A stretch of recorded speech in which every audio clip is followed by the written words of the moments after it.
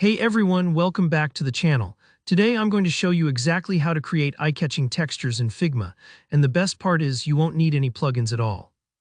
Whether you're designing the perfect poster, working on a sleek UI, or just wanting to make your text stand out, mastering this trick will really help you get creative with your typography and visuals.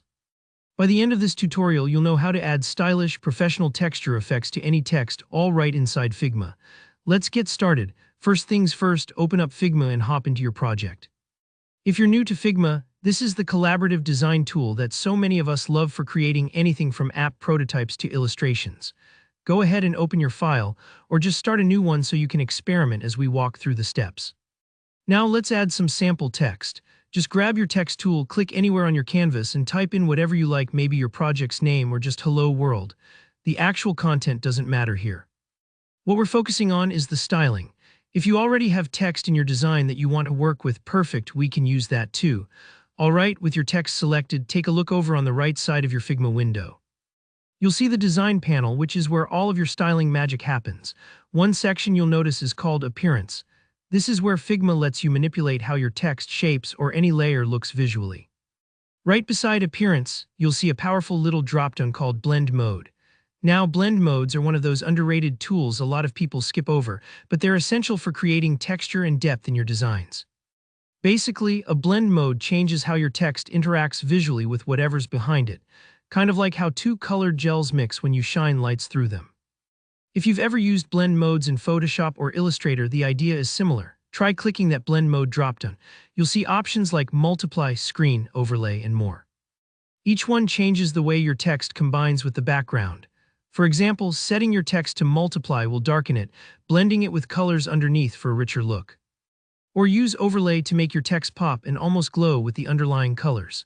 Take a moment to try a few out, and notice how just switching modes can instantly add dimension or that gritty, textured vibe to your typography. This is your opportunity to experiment.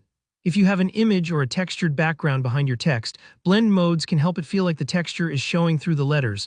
Super useful if you're going for that print design effect, like vintage posters or bold headlines. But we're not stopping there. Let's add another layer of interest by using strokes and effects. Still with your text selected, look below the fill color. You'll see the option to add a stroke.